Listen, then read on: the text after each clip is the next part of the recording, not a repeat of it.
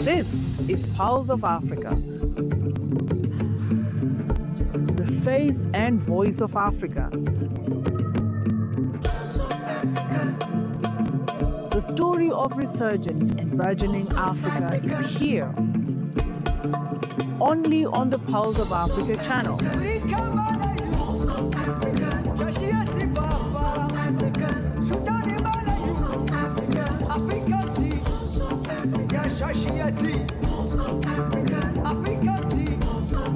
Pulse of Africa, the face and voice of Africa.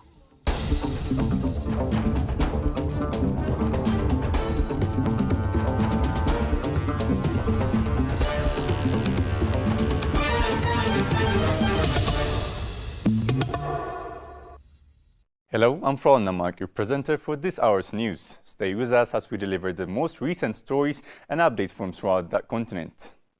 President Cyril Ramaphosa held a bilateral meeting with President Sergio Mattarella of the Republic of Italy, focusing on strengthening cooperation and exploring new opportunities in key sectors of mutual interest.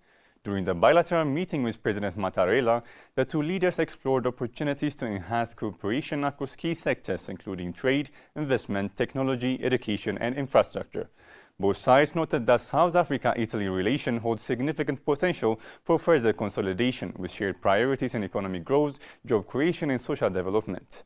President Ramaphosa emphasized his government's dedication to promoting inclusive growth, reducing poverty, unemployment, and inequality, and fostering development in infrastructure, education, skills, and health.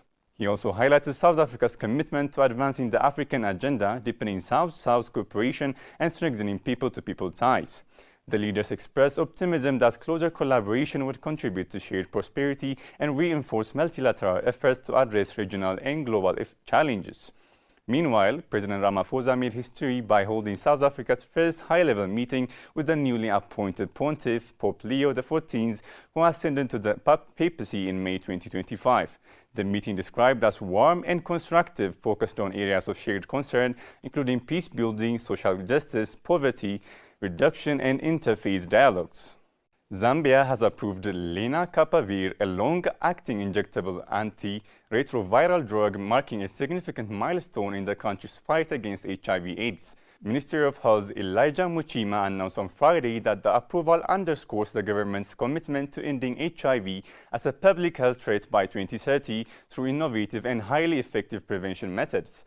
Lenacapavir is administered once every 6 months, offering half-a-year protection against HIV infection. With registration, Zambia becomes the second African country after South Africa to approve the drug. The minister highlighted its importance in reducing new infections, particularly among adolescent girls, young women, pregnant and breastfeeding mothers, and men who prefer discreet prevention methods. This drug provides hope for those who struggle with daily or bi-monthly HIV prevention doses, said Minister Muchima. This approval marks a critical step in Zambia's efforts to expand HIV prevention options and protect vulnerable populations across the country. The African Union Commission has extended its warm congratulations to the Republic of South Africa for assuming the role in G20 chair and for hosting the G20 summit in Africa for the first time. The milestone underscores South Africa's growing influence in global governance. As G20 chair, the country has demonstrated leadership in promoting the priorities of the Global South, advancing sustainable development and strengthening inclusive global governance. The African Union highlighted South Africa's vibrant democratic commitment to equality, human rights, and the rule of law, noting that its constitution aligns with the value of the African Charter on Human and People's Rights. South Africa's diversity, encompassing multiple races, cultures, languages, and phases, is seen as a source of national strength and a model of unity admired worldwide. The African Union encourages international partners to engage with South Africa and the wider African continent based on mutual respect and constructive cooperation, supporting Africa's ongoing contribution to global peace, development, and prosperity. This is Africa,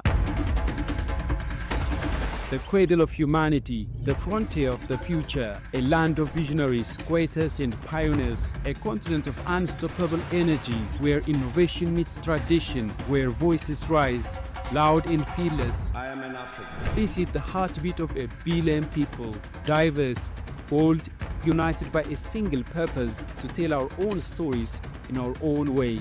No borders, no barriers, no filters. A new era of African storytelling is here. From every corner of the continent, from the bustling cities to the quiet village, we tell Africa's story by Africans for the world.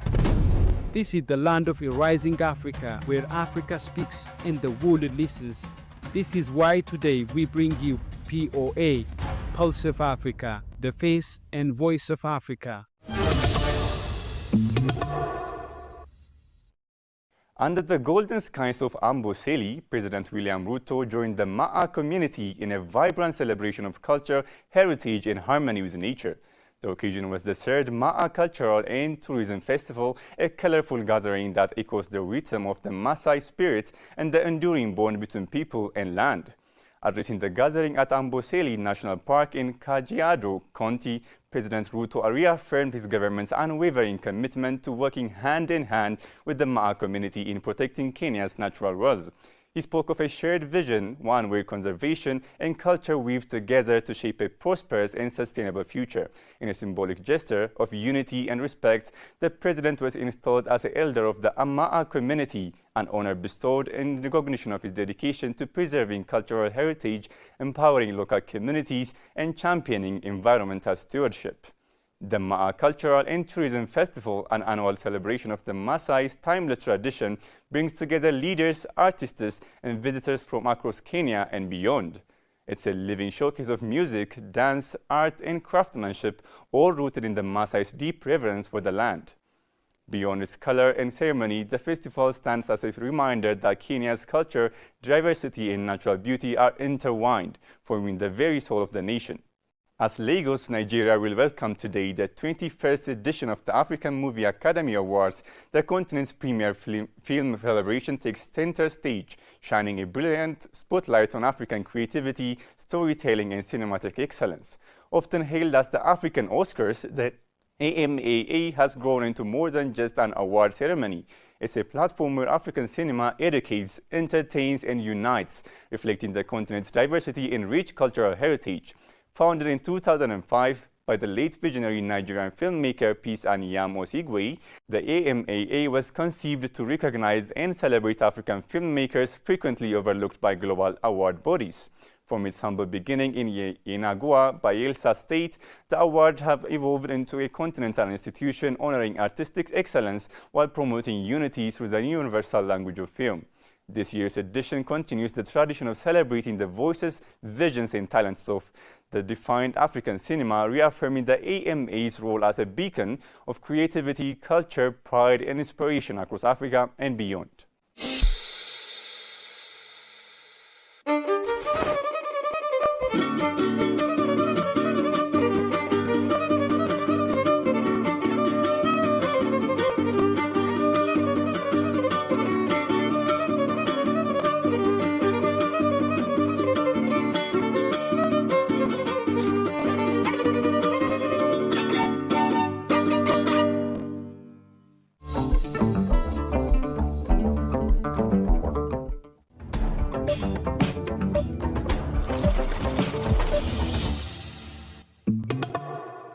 Now to business news.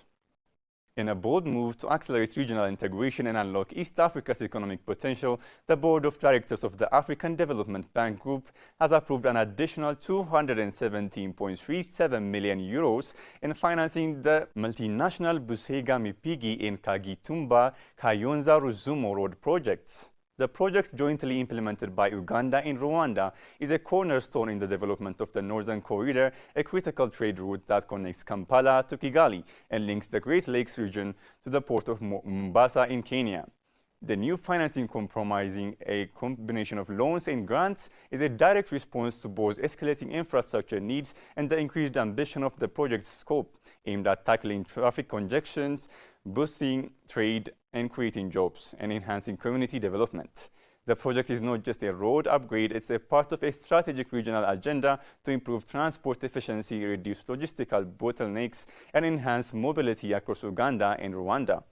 The expressway forms a segment of the Northern Corridor, which is vital for the movement of goods and people in East and Central Africa. The 27.3-kilometer Busegami-Pigi Expressway, a key component of the Uganda section, is set to reduce travel time from over 2 hours to under 45 minutes, offering major benefits for commuters, traders, and transporters. More than 1 million people, including residents of Busegami-Pigi and the border Kampala metropolitan region, are expected to benefit from improved access to markets, jobs, health services, and education.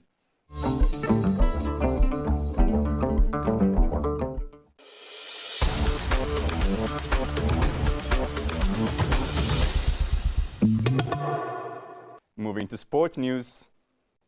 Morocco makes history in football once again as 3 stars from the national women's team, Ghislaine Chebak, Ibtisam Jiraidi, and Sana Moussoudi, have been shortlisted for the Women's 11 at the Best FIFA Football Award 2025.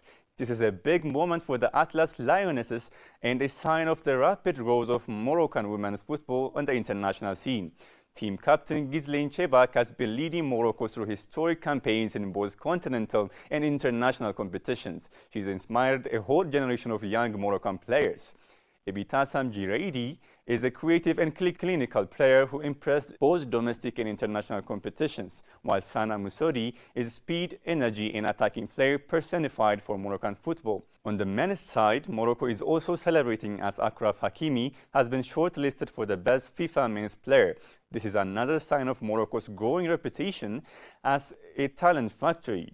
Voting for the Best FIFA Awards, including the Women's 11 and Men's Player category, is done by national team coaches, captains, journalists, and fans around the world.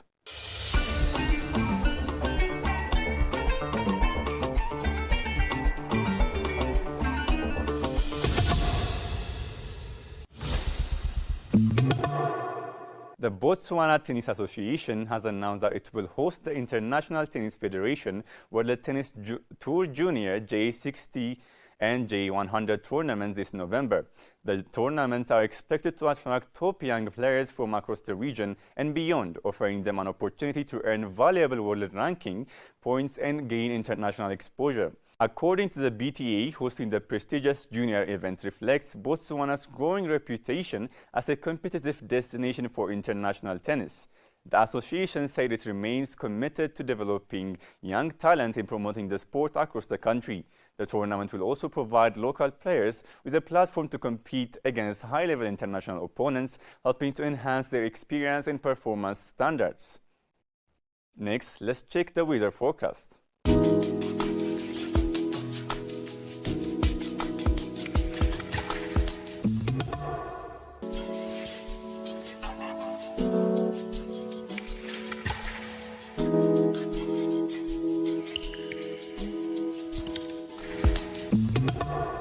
Before we wrap up the news, let us remind you of the African Melody program that will follow it. Thank you for watching it. Goodbye.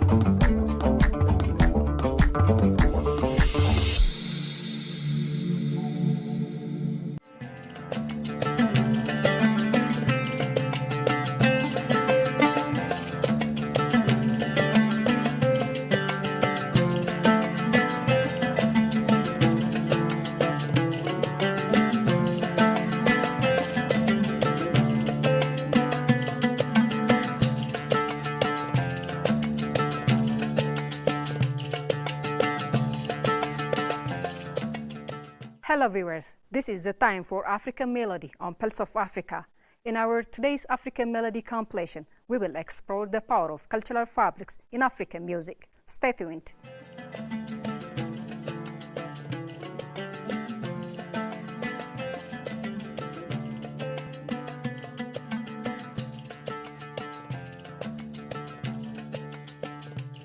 Africa is widely known for the prominent and significant use of traditional costumes during music and dance performances.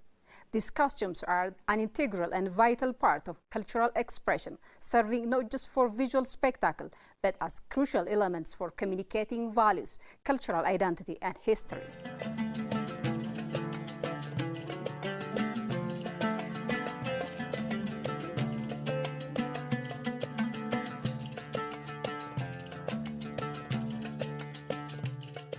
In African music industry, fabrics play a significant role by serving as powerful tools for visual identity, heritage, and social values in music performances, ceremonies, and contemporary art.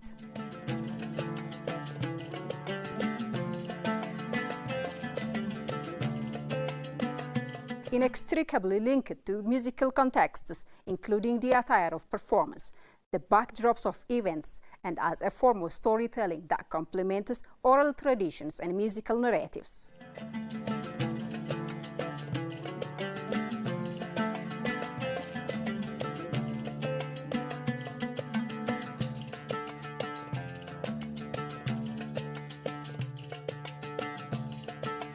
Cultural fabrics in African music, it's giving energy, symbolic meanings that aligns with lyrical context and their role in reinforcing shared cultural heritage during performances and events.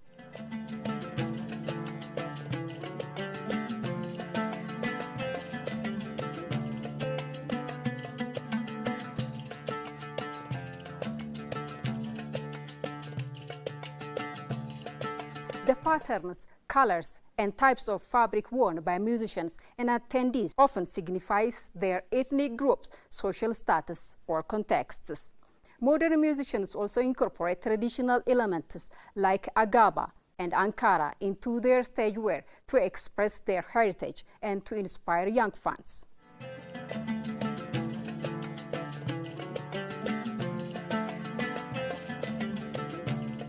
African traditional fabrics can play a role of storytelling, communication.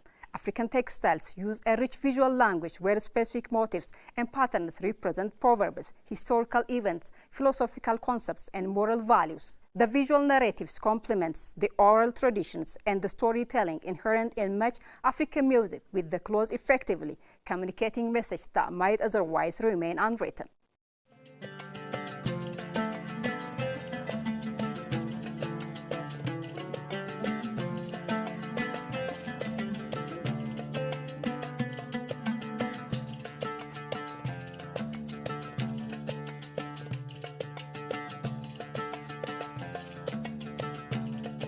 African fabrics are more than just clothing. They are a visual language that communicates the wearer's identity, social status, wealth, and ancestry.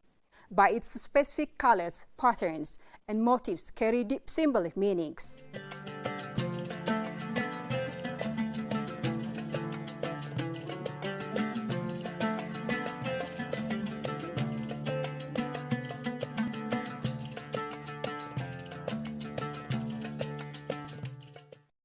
Kente, a Ghanaian traditional fabric, uses vibrant, multicolored geometric patterns to tell stories of power, wealth, and historical events. Specific colors like gold, royalty, green, growth, and red, sacrifice, have specific meanings.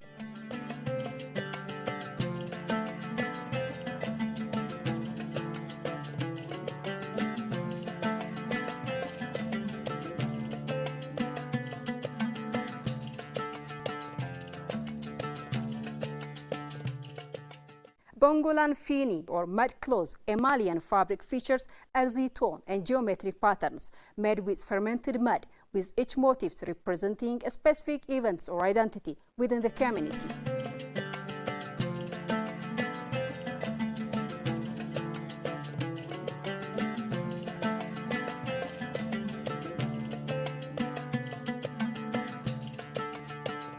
Adere, a Nigerian and indigo-dyed cloth with intricate patterns that reflects the spiritual values of Yoruba people. Textiles can commemorate people, events, and political causes, effectively serving as historical records in cloth form.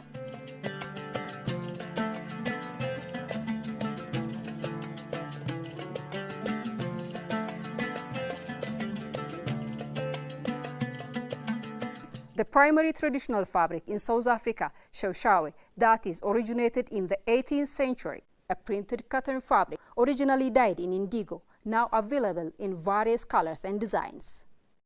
African wax prints or Java prints are very popular and widely used for both traditional and modern clothing, including Izibalo, Vatar, and Amasundu, which have a glossy feel due to a laminated wax coating on the cotton fibers.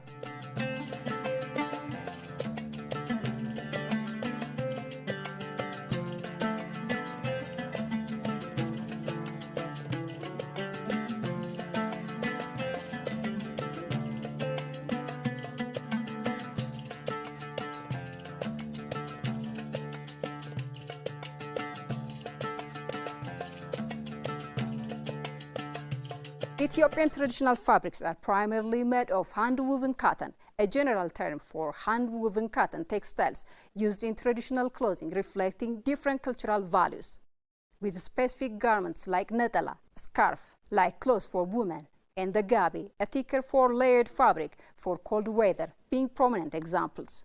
Women's dress, called habsha kameez, are also a key type of traditional attire, often featuring intricate embroidery along the hems.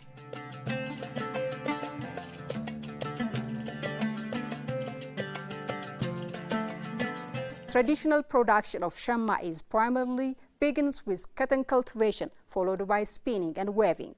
Women would spin the cotton into the thread, and men would weave the fabric on handlooms.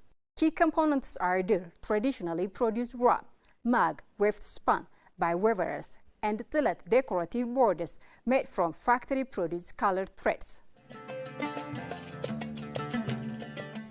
That's all for today's African Melody. Next time we will meet with another topic. Thank you for watching. Goodbye.